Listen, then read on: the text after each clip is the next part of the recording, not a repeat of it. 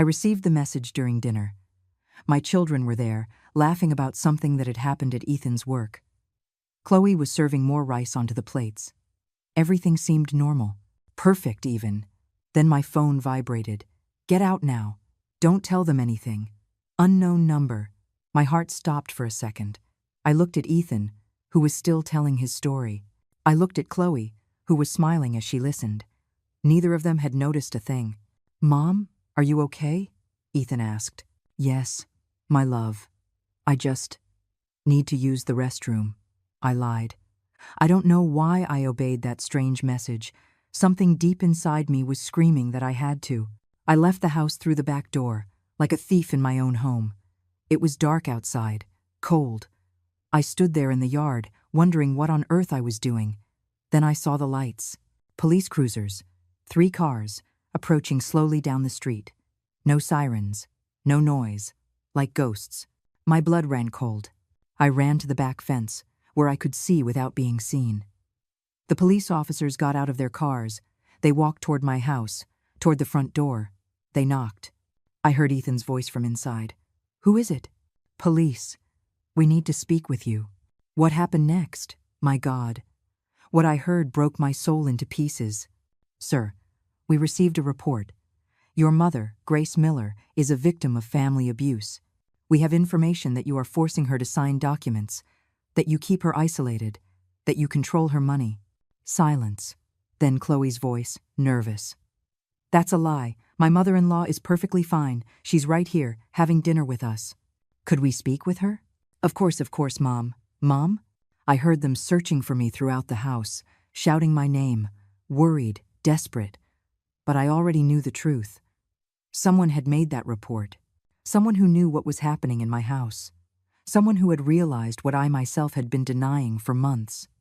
I stayed there, hidden behind the bushes, watching my son lie to the police, watching my daughter-in-law act like an innocent victim. "Sir, we need you to come with us to the station to clarify this matter." "But my mother." "We will find her. For now, you're coming with us." I watched them take Ethan away in handcuffs. I watched Chloe cry at the door, screaming that it was all a misunderstanding. When the patrol cars left, I was alone in the yard, alone with the truth I had been avoiding for so long. My own son, my own flesh and blood, had been robbing me. I went back into the house through the back door. Chloe was in the living room, talking on the phone with someone. Her voice had changed completely. She was no longer the sweet, concerned daughter-in-law. "No, listen to me. The old woman got away. I don't know how, but she escaped. We have to act fast before she talks to someone." Old woman. She called me an old woman. I stood there, in the kitchen doorway, listening as she planned my own destruction. Yes, the papers are ready. We just need her signature, and that's it. The house, the bank account, everything. But now, with this police thing, my house, my money, everything I had worked for 50 years. Chloe hung up the phone and turned around. She saw me standing there. Her face went white as a sheet. "Grace, I didn't know you had come back." "I see you didn't." My voice came out calm, cold. Even I didn't recognize that tone. "You heard what you heard." "What did I hear, Chloe?" She stammered. She looked for excuses, lies, but I wasn't listening anymore. I was thinking about all the documents they had made me sign for my own protection. I was thinking about all the times they told me it was better for them to manage my money. I was thinking about all the times they made me feel like a burden, like a useless old woman. "Get out of my house, Chloe." "What?" I said, "Get out. Now." "You can't kick me out. Ethan and I live here. We have rights." "Rights?" That word burned inside me. "The only rights you have are the ones I gave you, and I am taking them away." I walked to my room and locked the door. I sat on the bed, and for the first time in months, I took a deep breath. Someone had saved me tonight. Someone had seen what I didn't want to see, but now that my eyes were open, I was never going to close them again. I didn't sleep that night. I heard Chloe pacing through the house like a caged animal, making calls, whispering, crying. At 3 a.m, someone knocked on the door, male voices. Arguments. I peeked through my bedroom window. 2 men I didn't know were talking to Chloe at the entrance. One of them held papers in his hand. I heard fragments of the conversation. Can't claim anything if she's not here. A 70-year-old woman can't just disappear like that. Again, that word. Old woman. The men left at dawn. Chloe did too. I saw her leave with a small suitcase, talking on the phone, nervous. When I was sure she was gone, I came out of my room. The house was silent. A silence I hadn't felt in years. I went to the kitchen and made myself a coffee. My coffee, in my favorite mug, without anyone telling me it was too late for caffeine or that I should watch my blood pressure. As I drank, I thought about everything that had happened. 5 years ago, when my husband Robert died, I was left alone in this house. Ethan insisted that he and Chloe move in with me to take care of me, so I wouldn't be alone. At first, it seemed like a blessing, having company, laughter in the house again, but slowly, things changed. First, it was small suggestions about managing my bank accounts, about signing papers for medical procedures. I signed everything because I trusted my son. He was my blood. Then came the restrictions. Don't go out alone because it's dangerous. Don't talk to the neighbors about our private matters. You don't need so much cash on hand. I became a prisoner in my own home. And worst of all, I started to believe the story. I started to think I really was a burden, that I really needed them to control everything, that I really was a useless old woman who didn't understand the modern world. But last night, hiding in my own garden, watching my son lie to the police, something broke inside me. Something was fixed. I finished my coffee and went to the study. I opened the drawer where I kept my important documents. It was empty. Obviously. Of course it was empty. But Robert was always a cautious man. He taught me to be one too. I went to the basement, to a corner no one ever looked at. Behind the old Christmas boxes, there was a small safe that Robert had installed years ago. Inside were the copies. Copies of everything. The original deed to the house, the certificates for the bank accounts. My real will not the one they made me sign last month. My heart pounded as I reviewed each paper. The house was still mine, legally mine. The documents I had signed were invalid because I had signed them under duress, without independent legal advice. Robert had taught me well. I grabbed the phone and dialed a number I had kept for years. The law firm of Carter and Associates. Benjamin had been Robert's friend, an honest man, one of the few left. I explained that I needed his help, that I believed I had been scammed. When I told him it was my son, there was a long silence on the other end. He asked me to come to his office that afternoon with all the documents I had. For the first time in months, I didn't feel lost. I didn't feel like a victim. I felt like what I really was. A 70-year-old woman who had worked her whole life, who had raised children, who had buried her husband, who had survived everything. A woman who was not going to be robbed by anyone, not even by her own blood. At 2 in the afternoon, someone knocked on the door. It was Ethan. They had released him, obviously. Without real evidence, without a formal complaint, they couldn't hold him. His voice sounded different, harder. He was no longer the worried son. I told him I had nothing to talk to him about. He insisted I was confused, that someone was filling my head with lies. I remained silent. He told me this was his house too, that he had a right to enter. I replied that this was my house, and he no longer lived here. Then I heard the sound of keys in the lock. Of course. He had a copy of the keys. The door opened. Ethan entered, followed by Chloe and the 2 men I had seen in the early morning. They told me they were notaries who had come to clarify a problem with some documents, that they needed me to sign some corrections. I looked at all of them. 4 people in my living room, treating me as if I were an idiot. I told them I wasn't going to sign anything. One of the notaries approached. He had the face of a shark. He explained that it was very simple, that they just needed me to confirm my signature on some transfer documents for my own safety. A woman my age shouldn't have the burden of managing properties. It was better for my son to handle everything. I stood up from the sofa. I looked at them one by one.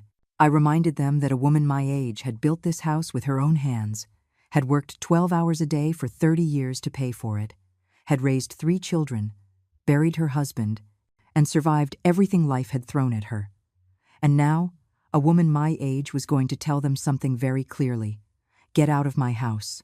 The notary smiled. A cold smile. He told me he was afraid I no longer had the authority to kick them out, that according to those documents, I told him, according to those false documents that you fabricated. Ethan insisted they weren't false, that I had signed them. I reminded him that I had signed them under deceit, because I trusted him, because he was my son. He told me that for that very reason, I should continue to trust him. I asked him if trusting meant letting him rob me after I heard him plan how to do it. He said they weren't robbing me of anything. They were just protecting my assets. Protecting my assets from me.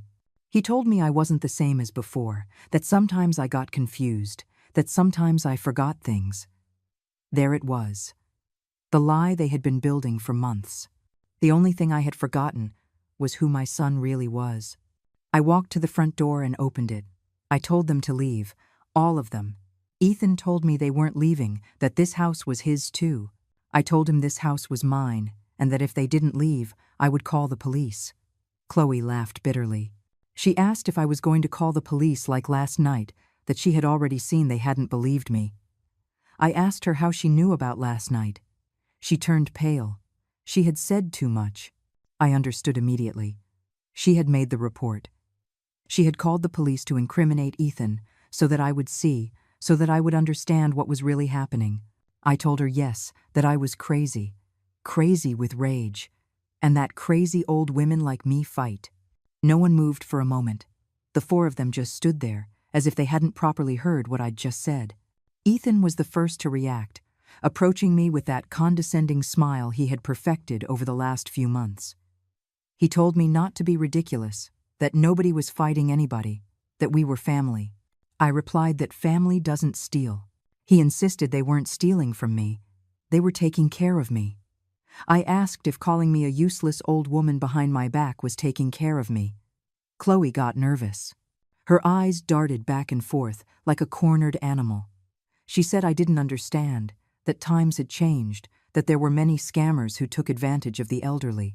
I replied that she was right, that there were many scammers, and some of them were living in my own house.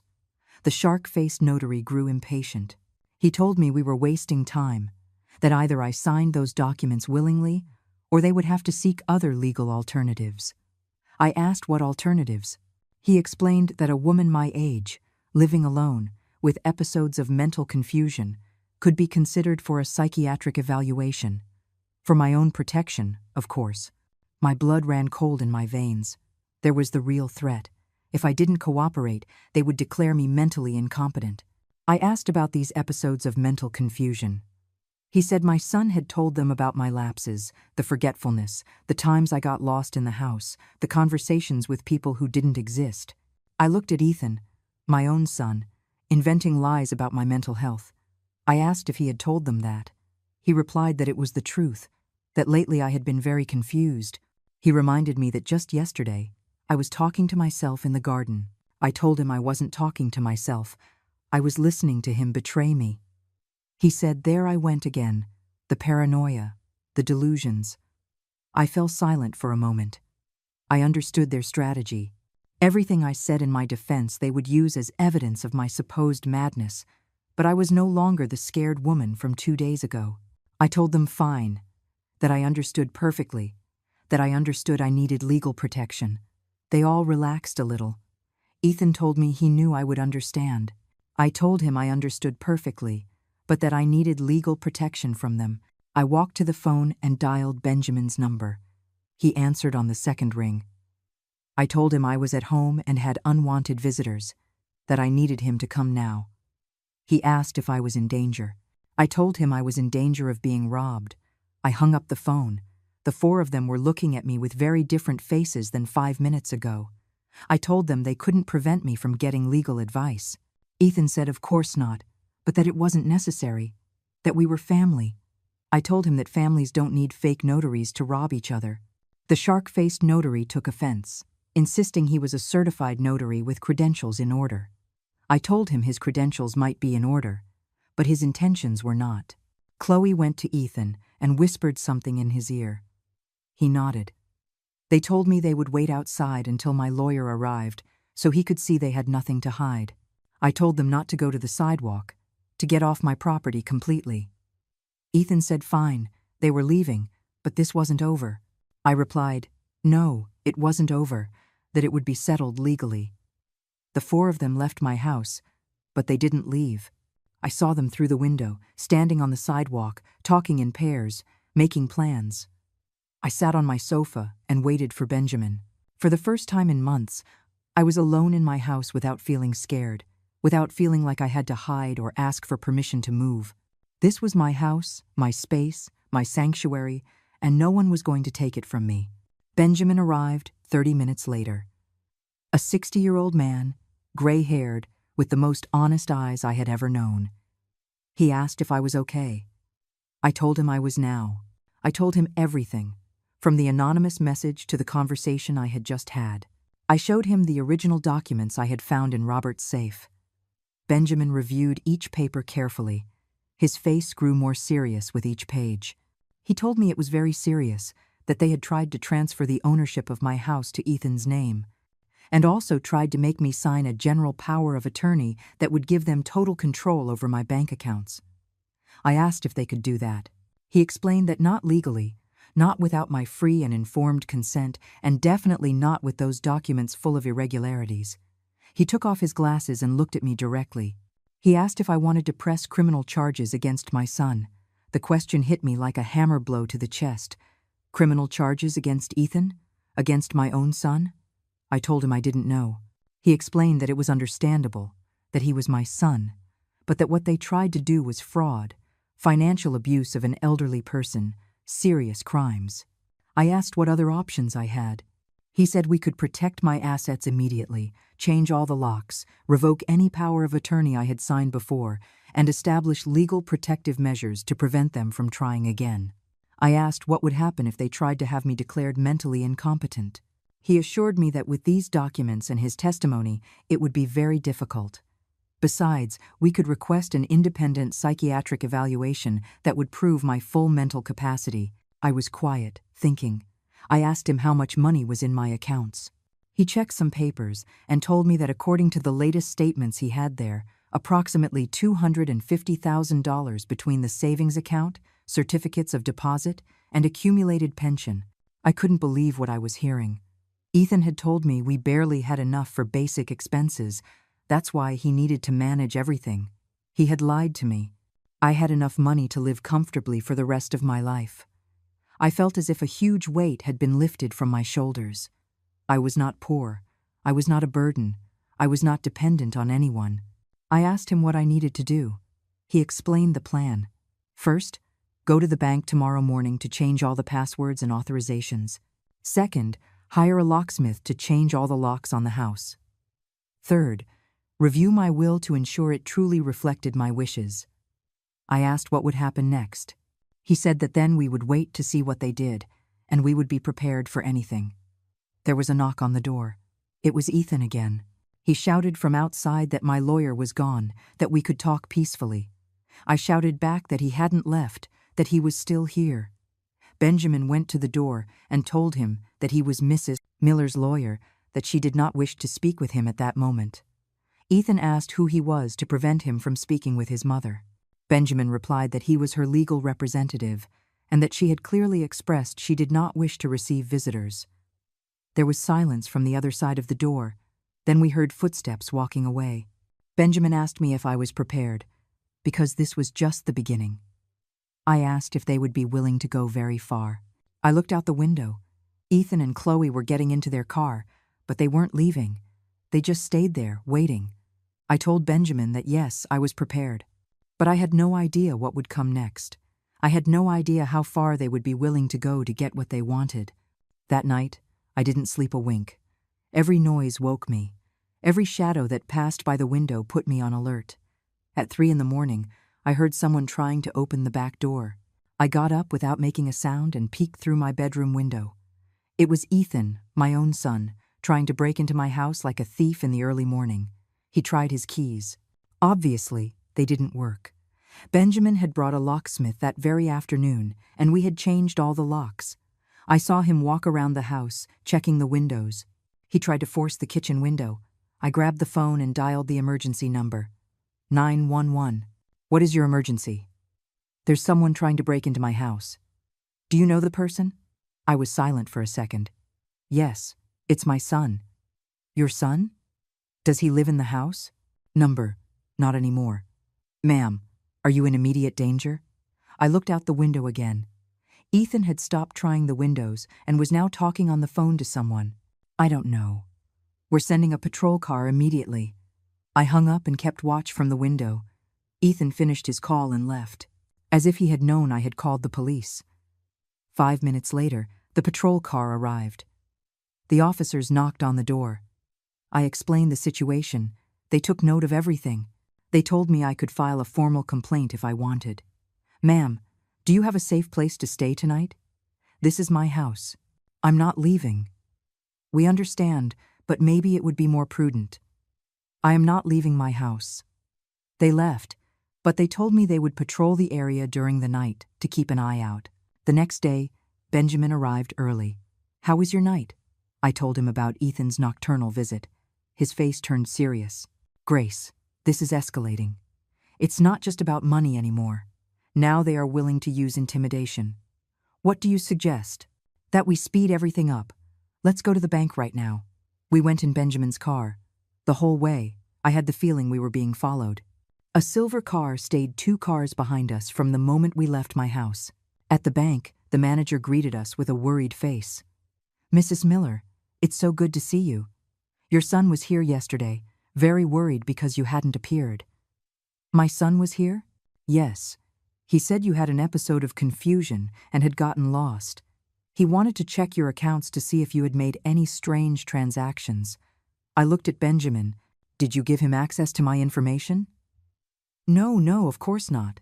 Not without your direct authorization, but he seemed very distressed. Surely. Sir, Benjamin intervened, we need to change all the authorizations on this account. Revoke any access that has been previously granted, even for the son. Especially for the son. The manager looked confused, but he did as we asked. When we were done, my accounts were completely protected. Only I could access them. Is there anything else you need to know, Mrs. Miller? Yes. How many times has my son come to ask about my accounts? The manager checked his computer. In the last 6 months. About once a week. Once a week? Yes. Always asking the same thing. The balances, the transactions, if you had made any unusual movements. We left the bank in silence. Benjamin, how did Ethan know we were going to the bank today? He didn't know. It was probably a coincidence. But when we got to my house, Ethan was already there waiting for us. Mom, we need to talk. We already talked yesterday. No, yesterday you talked to strangers. Today you need to talk to your son. I got out of the car and walked to my door. Benjamin followed me. Mom, I know you went to the bank. I stopped. How do you know that? Because they called me. I'm worried about you. They called you? Who called you? The manager. He told me you had been there with a lawyer to change all the authorizations on your account. I looked at Benjamin. Something was wrong. The manager can't give you that information, Ethan. You no longer have access. Mom, I've been managing your finances for 2 years. Of course, I have contacts at the bank. Contacts who give you private information without my authorization. Information about my own mother, who is obviously being manipulated by strangers. Benjamin stepped forward. Sir, what you are describing is a serious violation of banking privacy. And who are you to meddle in family matters? I am your mother's lawyer. My mother doesn't need a lawyer. She needs family to take care of her. Your mother needs protection. From you.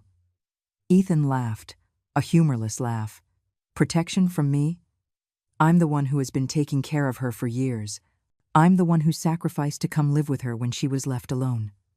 You sacrificed? I repeated his words. Yes, Mom. I left my apartment, changed my life, all to take care of you. To rob me. To protect you from yourself. From myself? Mom, lately you've been very confused. You make strange decisions. You trust people you don't know. He pointed at Benjamin. Like him. Benjamin has been your father's friend for 20 years. He was Dad's friend. Dad is dead. Things change. I was quiet. His words hurt more than I wanted to admit. Ethan, I finally said, How much money is in my accounts? Why are you asking that? Just answer. Mom, the exact amount isn't important. What's important is that it's safe. Benjamin told me I have $250,000. Benjamin lied to you. He lied to me? Yes, to scare you, to make you think you have more money than you really do. So, how much do I have? You have enough to live comfortably if you manage it well. That's why you need me to help you. Show me the statements. Mom, I didn't bring the papers. Then let's go get them. There's no need for you to see those confusing numbers. They'll just worry you. Confusing numbers? Yes, Mom, you were never good with math. And free. I just stood there, listening to my son tell me I was too stupid to understand my own money. Benjamin, I said without taking my eyes off Ethan, you have a copy of my statements. Yes, Grace, show them to my son. Benjamin took the papers from his portfolio. Here are the most recent balances. Ethan looked at them. His face changed color. These numbers are wrong. They're not wrong, Benjamin said. They're certified by the bank. Mom, someone is tampering with your accounts. Yes, I said. Someone has been tampering with them for months. Someone who had access to them. I never. Ethan, where is the missing money? What missing money? 6 months ago, I had $300,000. Now I have $250,000. Where is the other $50,000? Silence. Ethan, where is my $50,000? Mom, that money was spent on expenses. Food, utilities, house maintenance. $50,000 in 6 months on basic expenses? Life is expensive, Mom. Benjamin, I said, how much does it cost to maintain a house like mine for 6 months? Approximately $8,000, including everything. I looked at Ethan. Where is the other $42,000? My son, my own flesh and blood, looked me in the eyes and lied one more time. I don't know what you're talking about, Mom. You're confused. At that moment, I understood something terrible. He wasn't going to stop. It didn't matter how much evidence I had. It didn't matter how many lawyers I brought. Ethan was going to keep lying, stealing, manipulating, until there was nothing left to steal. That night, after Ethan left with more lies on his lips, I sat in the kitchen with a cup of tea and made the most difficult decision of my life. I wasn't going to keep fighting with him. I wasn't going to keep trying to make him understand. I wasn't going to keep waiting for my son to remember who his mother was. I was going to act. The next day, I called Benjamin. I need you to come. I have a plan. What kind of plan? A plan to end this once and for all. Benjamin arrived an hour later. He looked worried. Grace, what are you thinking? I'm thinking my son won't stop until he has everything, so I'm going to give him exactly what he wants.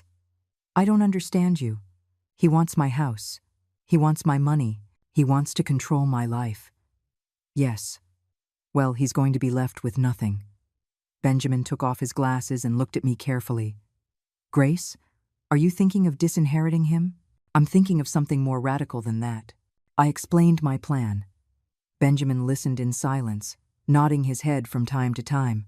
It's legal, he finally said, but it's very drastic. The situation is drastic. Are you sure? I have never been more sure of anything in my life. All right, but we need to do everything correctly. No mistakes, because once we start, there's no going back. I don't want to go back. That afternoon we started working. Benjamin brought in an accountant, a property appraiser, and another lawyer specializing in real estate. We appraised the house. We reviewed all my accounts. We calculated the total value of my estate. The house was worth $400,000. With the money in the bank, I had a total net worth of nearly $700,000. It's a lot of money, Grace, Benjamin told me. Are you sure you want to do this? It's my money. It's my life. It's my decision. Yes, but... Benjamin, for 70 years I have worked to have what I have. For 5 years I have let others tell me what to do with what is mine. That's over. I understand, but think about the consequences. I have already thought. The only consequences that matter to me are getting my dignity back. That night, while Benjamin prepared the documents, I prepared my soul.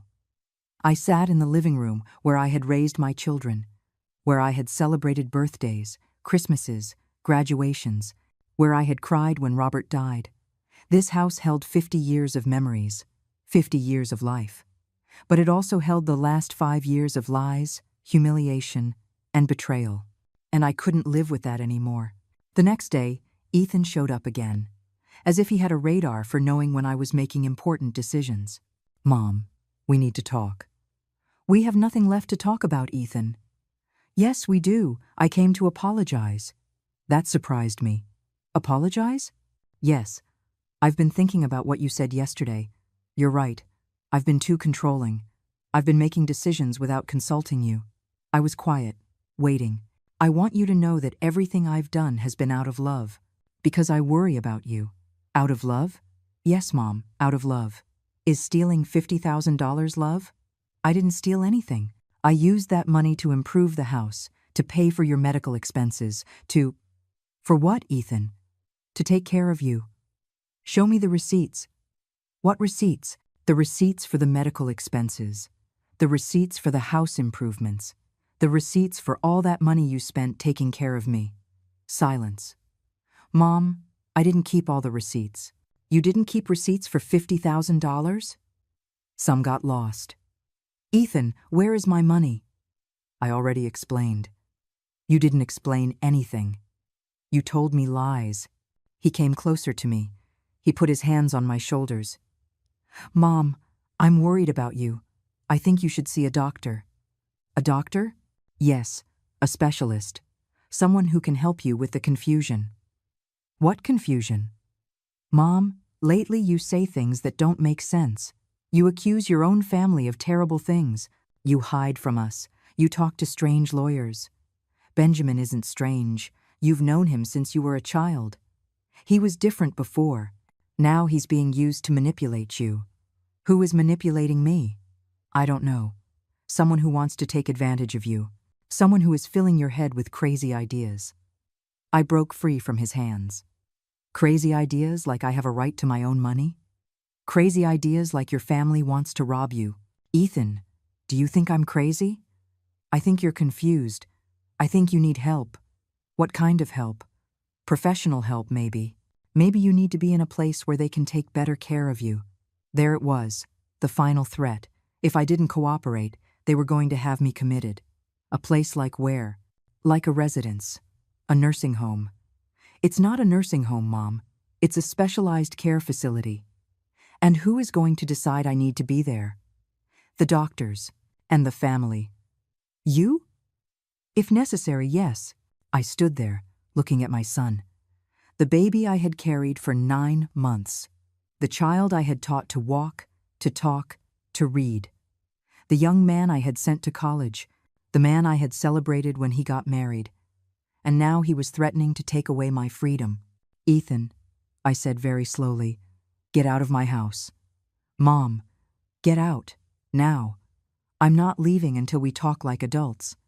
Adults don't threaten their mothers with being committed. "I'm not threatening you. I'm offering you help.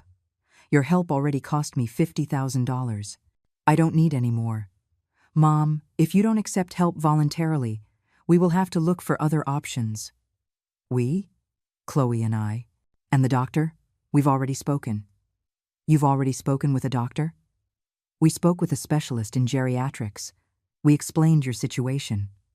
"What situation?" "The episodes of confusion, the delusions of persecution, the paranoia towards the family, without me being present. It was a preliminary consultation." "And what did that doctor say?" "He said it was worrying, that you needed an urgent evaluation." I sat down on the sofa. My legs wouldn't support me. "You have it all planned out." "We just want what's best for you." "Where? Where what? Where are you going to commit me?" "There's a very nice place about an hour from here. It's called Hope Villa. They have gardens, activities, very good medical care." "You've already been to see it?" "We went to see it, just in case." "How much does it cost?" "Mom, don't worry about that." "How much does it cost?" "Ethan, $5,000 a month." $5,000 a month. "Yes, but it's worth it. They'll take very good care of you." "And who is going to pay those $5,000 a month?" "You, of course." And well, we'd have to use part of your savings. My savings? Yes. And my house? The house? Well, if you're in the residence, you won't need it. So what happens to my house? We could sell it. To pay for the expenses of your care. There was the complete plan. Commit me. Sell my house. Take all my money under the pretext of paying for my care. And I wouldn't be able to do anything because I would be declared mentally incompetent. When? When what? When are you planning to do all this? Mom, we haven't decided anything definite. We're just exploring options. Lies. It's not a lie. It's responsible planning. Responsible planning is planning my life without consulting me. We're consulting you now. You're not consulting me. You're informing me. Mom, please, try to understand. We just want to take care of you. I got up from the sofa. Ethan, I understand everything perfectly. You do? Yes. I understand that I have to act fast. Act how? You'll see. What does that mean? It means the time for conversations is over. Mom, don't do anything reckless. Reckless like defending myself from my own son? Reckless like making important decisions without thinking them through. I have thought them through very well, Ethan. For months.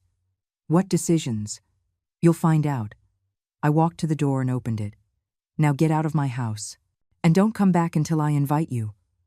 Mom. Get out. He left, but before he went, he turned back to me. Mom, I hope you reconsider. For your own good. I closed the door and leaned against it. For my own good. Everything they had done had been for my own good. But the good for me was over. Now came the hard part. The part that was going to hurt me more than them. But it was the only way to win. The next day, Benjamin arrived with all the documents ready. I had never been more sure of a decision in my life. Each signature hurt, but it also liberated me. Everything would be ready in a week, maybe less. That afternoon, the phone rang. An unknown number. Mrs. Miller? This is Dr. Evans from the Geriatric Evaluation Center. Your son requested a home evaluation for you. My veins ran cold. A home evaluation. My family has reported episodes of confusion, paranoia, erratic behavior. According to them, I have been accusing my family of stealing from me. I changed the locks for no reason. I hired lawyers to fight against my own family. I told him that all of that was true, but not because I was confused. The doctor insisted it was important to evaluate me to determine if I could continue to live alone safely. If I refused, my family could request a court order. I hung up the phone and immediately called Benjamin. They had already started. We didn't have 3 days as we had planned. I needed him to finish the paperwork the next day. I didn't sleep at all that night. At 6 in the morning, the doorbell rang. It was Ethan, accompanied by Chloe and a man in a white coat. Good morning, Mom. I brought Dr. Evans. I wasn't going to talk to any doctor. Ethan insisted it was for my own good, but my own good was for me to decide. The doctor introduced himself, said they just wanted to make sure I was okay. I replied that I was perfectly fine, that my family was worried about my money, not my health. See, there are the accusations again, Ethan said to the doctor. The doctor wanted to talk in private, but I refused. I didn't trust him because he came with them. When I asked who was paying his fee, he got uncomfortable. It was the family's insurance, the same one my son managed. Chloe asked me not to make things more difficult. I asked, more difficult for whom? For everyone, she said. For me, it was very easy. I didn't want to be evaluated. I didn't need to be evaluated. Ethan threatened to seek legal help, a court order to have me evaluated. The doctor explained that in cases where there were legitimate family concerns, the court could order a mandatory evaluation. Then they would determine if I could continue to live independently. I was quiet for a moment. Then I told them they were right. They were all surprised. Yes, I needed specialized care, but not the kind they were thinking of. What kind of care, Mom? Legal care. Legal protection. From you. I explained that I already knew their whole plan. The psychiatric evaluation, the declaration of incompetence, the commitment, the sale of my house. Ethan said I was paranoid, but I was informed. For the first time in months, I was completely clear about what I had to do. Ethan came closer and asked me not to be ridiculous. I responded with direct questions. Was it ridiculous that they had stolen $50,000 from me? Was it ridiculous that they had already chosen the nursing home? Was it ridiculous that they had already calculated how much they would make by selling my house? We did everything thinking of your well-being, he lied. I asked if it was my well-being or theirs. I turned to Dr. Evans. I asked if he knew these people were robbing me. He asked for evidence. I told him I had all I needed. My son had spent $50,000 without my authorization. They had forged documents. They had planned to commit me without my consent. The doctor looked at Ethan, who denied everything. He said I was confused. I laughed bitterly. I asked the doctor if he knew what confused me the most. That my own son thought I was an idiot. Ethan insisted they didn't think I was an idiot, that they were treating me with care because they loved me. I asked if stealing was love, if lying was love, if betrayal was love. They denied everything. I told them then that we had very different definitions of what love was. I walked to the door and opened it. I told the doctor he could leave, that I was not going to be evaluated. Ethan warned me that this wasn't over. I replied that no, it wasn't over, that I had already made my decision. Before leaving, Ethan turned. He hoped I would reconsider before it was too late. I told him it was already too late for regrets. I closed the door and called Benjamin. I told him he had to finish everything that day. I had no more time. Tomorrow would be too late. I sat on my sofa. In a few hours, it would all be over. Ethan was going to understand that he had completely underestimated his mother. My whole life, I had been a woman who solved problems in silence. When Robert lost his job, I didn't make a drama. I found extra work. When the children got sick, I didn't panic. I found solutions. When Robert died, I didn't fall apart. I moved on. Now I had the biggest problem of my life. My own son trying to steal everything I had worked for 70 years, and I was going to solve it the same way I had solved everything else. Silently, with determination, and without fear of the consequences. That afternoon, Benjamin returned with more papers. Everything was proceeding according to plan. The appraisers had finished their work. The accountants had reviewed all the accounts. The lawyers had prepared all the documents. Are you completely sure about this, Grace? Benjamin, I have been sure since the moment I heard my son plan how to rob me. But the consequences? The consequences of doing nothing are worse. Once we sign these last documents, there's no going back. How many times are you going to ask me the same thing? I don't want to go back. I signed the last papers. My hands trembled a little, not from fear, but from anticipation. For months, I had felt like a victim. For months, I had allowed others to control my life, but that was over. Now it was my turn to take control. That night, for the first time in weeks, I slept soundly. I knew that the next day my life would change forever. I knew that Ethan and Chloe would receive the biggest surprise of their lives, and I knew that, no matter what happened next, I would have regained the most important thing, my dignity. The next day, I woke up with a strange calm. It was as if I had been carrying a huge weight for months and had finally put it down. I knew that in a few hours, everything would change forever. Benjamin arrived at 9 in the morning with the last set of documents. His face reflected a mixture of respect and concern. I don't think I've ever seen a 70-year-old woman make such a radical decision. The last papers are ready, he told me. I just need your final signature and everything will be set in motion. How long do we have before it's official? 48 hours, maximum. Once I file these documents in court, it can't be stopped. Perfect. I signed without hesitation. My signature looked firm, decided. No trembling, no doubts. It was the signature of a woman who knew exactly what she was doing. Grace, have you thought about how you're going to tell them? I'm not going to tell them anything. They'll find out on their own. Are you sure that's the best way? Benjamin, they didn't tell me anything when they planned to rob me. I'm not going to tell them anything when I defend myself. After Benjamin left, I sat in the kitchen with a cup of coffee and thought about everything that had happened. 5 years ago, when Robert died, I was a vulnerable widow who needed help, or at least, that's what I thought. But now I realized I had never been vulnerable. What I had been was trusting. I had trusted my son because he was my blood. I had trusted that family always protects family. How wrong I was.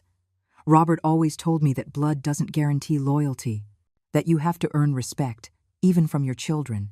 I thought he was being too harsh, too distrustful. Now I understood he was just being realistic. At 2 in the afternoon, a surprise arrived. Someone knocked on the door, and it was Susan, my next-door neighbor. A woman my age who had always been very discreet, very respectful. "Grace, I hope I'm not bothering you." "Not at all, Susan. Come in. I need to talk to you about something important." She looked nervous, as if she didn't know how to begin. "What is it?" "It's about your son." My muscles tensed. "What about Ethan?" "He came to my house yesterday. He asked me strange questions about you." "What kind of questions?" "If I had seen you behaving strangely, if you talked to yourself, if you seemed confused when you went out into the garden." "And what did you tell him?" "I told him the truth, that I always see you perfectly fine, that you're the most clear-headed woman I know." "How did he react?" "He got upset. He told me you had been making up stories about the family, that maybe I hadn't noticed your confusion because I only saw you from time to time." Susan moved closer to me. "Grace, your son is causing you trouble." For the first time in months, someone was asking me directly if I needed help.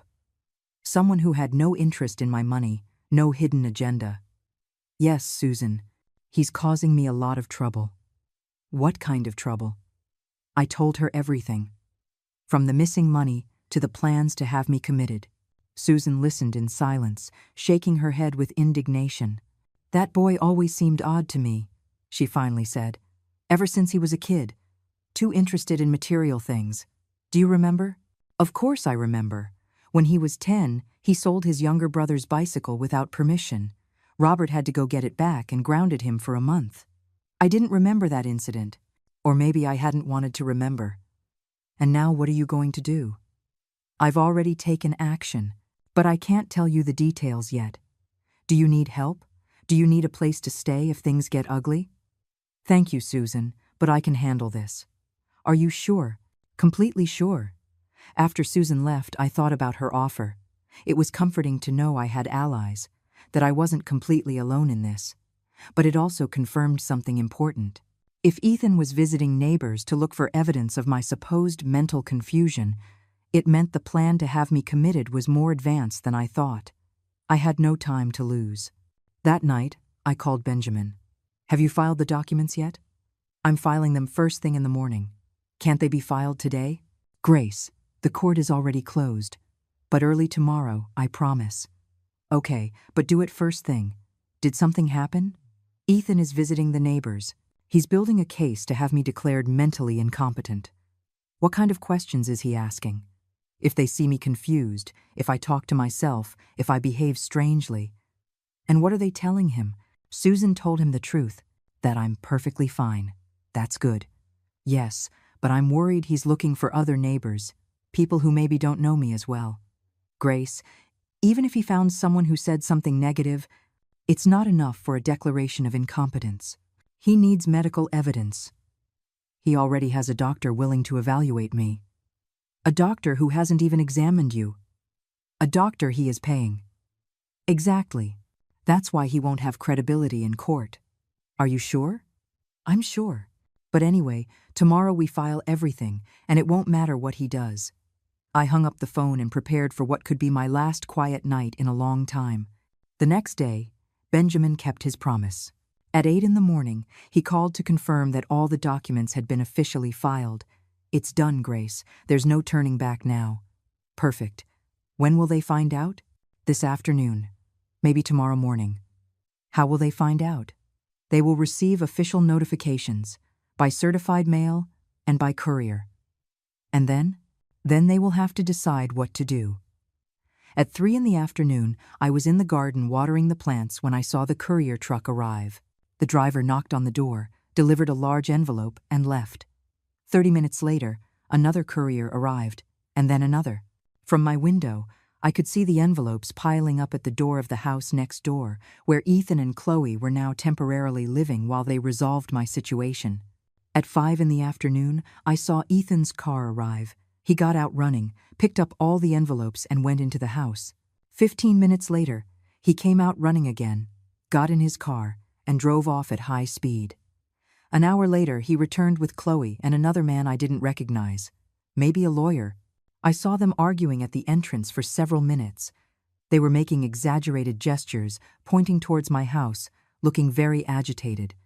Finally, the three of them walked to my door. They knocked loudly. "Mom, open the door, we need to talk." "We have nothing to talk about." "Yes, we do. We received some legal documents we don't understand. I understand them just fine." "Mom, please. We just want to clear up a confusion." "There is no confusion. According to these papers, you are doing something very drastic." "I am doing something very necessary." "Mom, please open the door. We can resolve this." "It's already resolved." I heard whispers from the other side, someone talking on the phone, nervous voices. "Mom, we brought a lawyer. He says we can still stop this if you act fast." "I don't want to stop anything." "Mom, do you understand what you are doing?" "I understand perfectly." "Do you understand the consequences?" "I understand them and I accept them." More whispers, more phone calls. "Mom, this lawyer says you can change your mind until noon tomorrow." "I'm not going to change my mind." "You won't even listen to our reasons?" "I've listened to your reasons for 5 years." "Mom, please, we are begging you." "Now you're begging me?"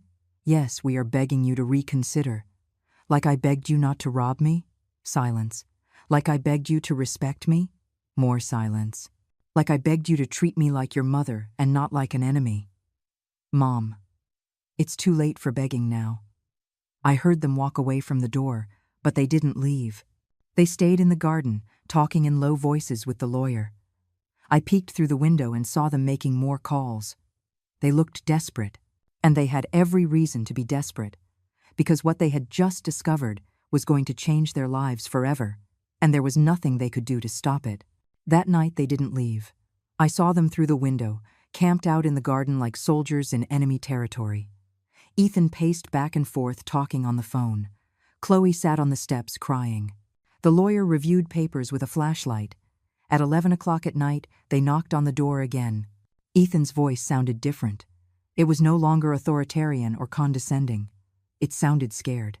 They told me they had spoken with 3 different lawyers, and all of them had confirmed that what I was doing was completely legal, that I had every right. Of course, it was legal. That's why I had done it. Now they wanted to understand why I had gone to such an extreme. They offered to return all the money, to apologize, to respect my house, to cancel the commitment plans. They promised we could start over, that we could resolve everything as a family. I told them it was too late to want all those things, that I had wanted them 5 years ago, a year ago, a month ago. But when I wanted them, they had ignored me, lied to me, robbed me. Now it couldn't be fixed because I no longer trusted them, no longer respected them, and no longer loved them as I had before. Ethan insisted we were family. I replied that family doesn't steal, that they had 5 years to change, and they didn't because they understood perfectly well what they were doing. They just didn't care. They stayed outside until very late, whispering, making calls, planning strategies that would be of no use to them anymore. The next day, Benjamin arrived early, asking how I felt. "Calm," I told him. He asked me one last time if I wanted to change my mind, that I still had until noon. I reminded him that it was my decision and that the consequences of doing nothing would also be permanent. At 10 in the morning, a car I didn't recognize arrived. 2 men in suits got out, walked to the house next door where Ethan and Chloe were, and knocked on the door. I saw them talk for several minutes. One of the men had a portfolio full of documents. After half an hour, the men left. Ethan and Chloe stood at the entrance, looking at the papers they had been given. Chloe sat on the floor and started crying again. Ethan crumpled the papers and threw them on the ground, but then picked them up and took them inside. At 11:30, they came to my door one last time. They didn't knock loudly like before. It was a soft, almost timid knock. Ethan told me they had just received the final notification, that in 30 minutes, everything would be official and there would be no way to stop it. He begged me to reconsider, to think of all the Christmases we had spent together, of all the happy moments we had shared as a family. I replied that I had thought about all of that for 5 years while they were robbing me, that I had remembered every hug I had given him as a child while he planned how to take my house, that I had thought about all the love I had given him while he treated me like a stupid old woman. He asked me where he was going to live after this. I told him that was no longer my problem. He asked me how he was going to survive. I told him I had survived 70 years without his help, that I could survive the rest of my life the same way. He asked if I could ever forgive him. I was quiet for a long moment. Then I told him that maybe with time I could forgive him, but that I could never forget, and that some things, once broken, cannot be repaired. At exactly 12 noon, my phone rang. It was Benjamin. "It's done, Grace. It's official. It can't be changed now. It can't be changed." I hung up the phone and sat on my sofa. For 5 years I had been a victim. For 5 years I had allowed others to control my life, my money, my decisions. I had lived in fear, in humiliation, with the constant feeling that I was a burden to my own family. But that was over. What I had just done hurt me more than I had imagined. It was like tearing out a piece of my heart, but it had also given me something I hadn't felt in years: control over my own life. During the afternoon, I saw constant movement in the house next door. Cars arriving and leaving, people coming and going, boxes being taken out, suitcases being loaded. At 5 in the afternoon, Ethan and Chloe loaded their things into the car.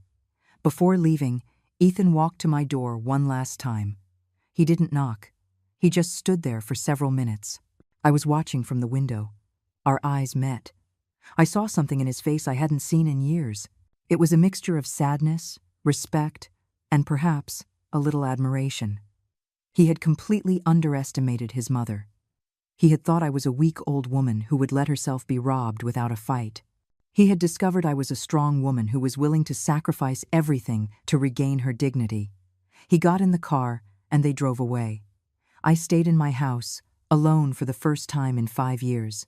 But this time, the loneliness felt different. It wasn't the loneliness of abandonment or fear. It was the loneliness of freedom. That night I made myself a special dinner.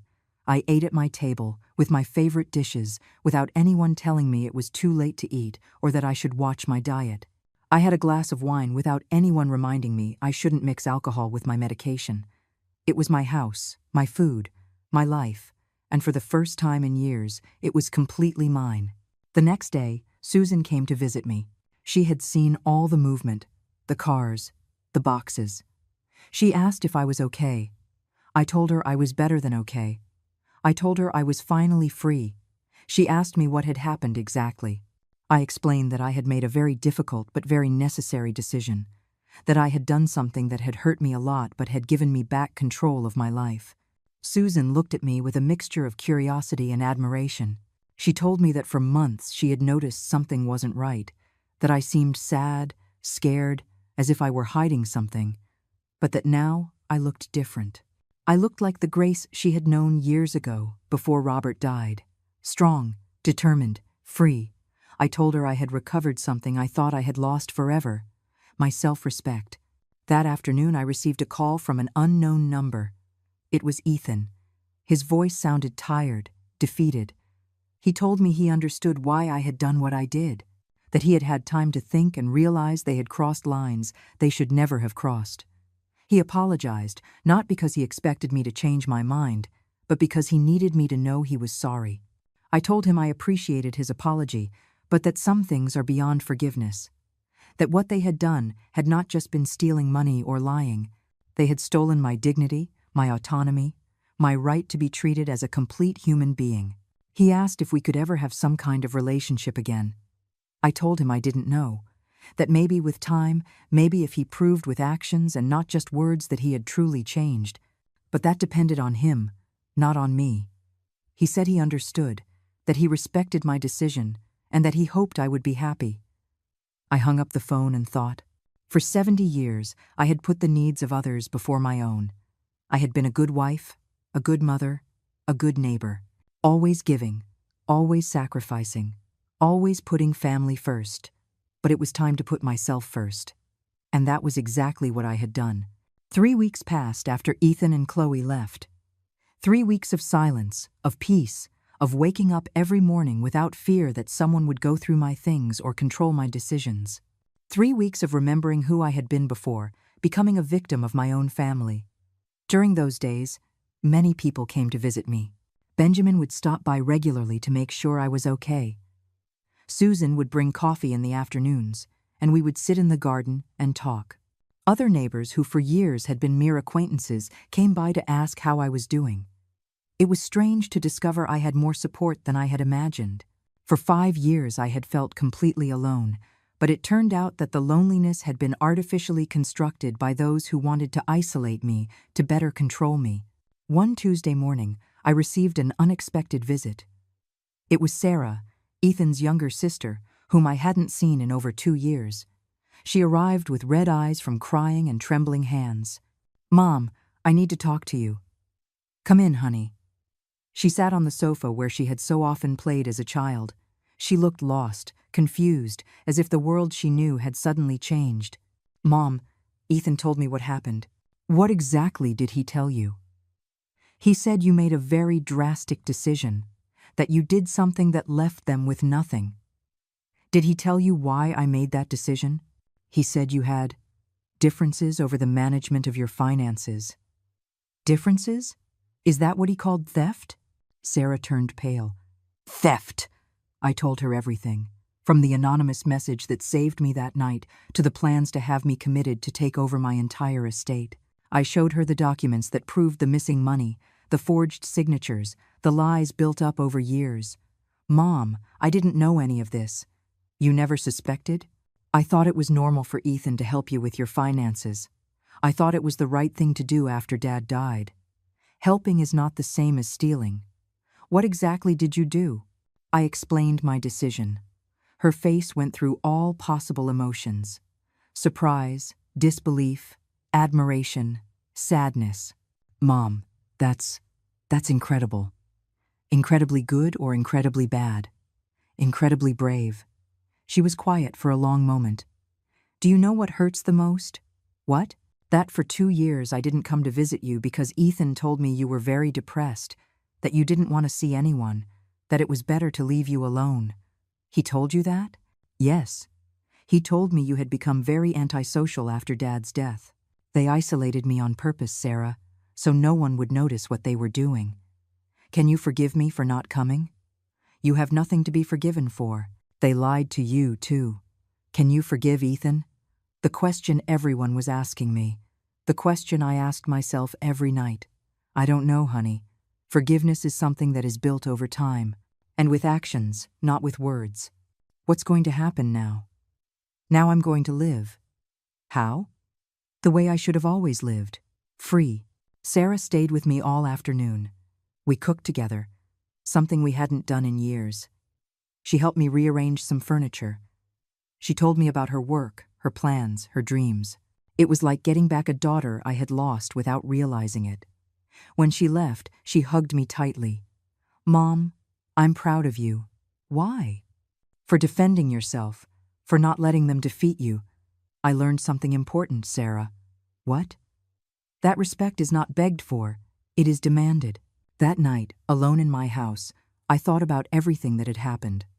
I had paid a very high price to regain my freedom. I had lost a son. I had broken a family. I had caused pain to people who, despite everything, were still my blood. But I had also gained something invaluable: my dignity. For 70 years I had worked, fought, sacrificed, built. I had raised children. I had buried my husband.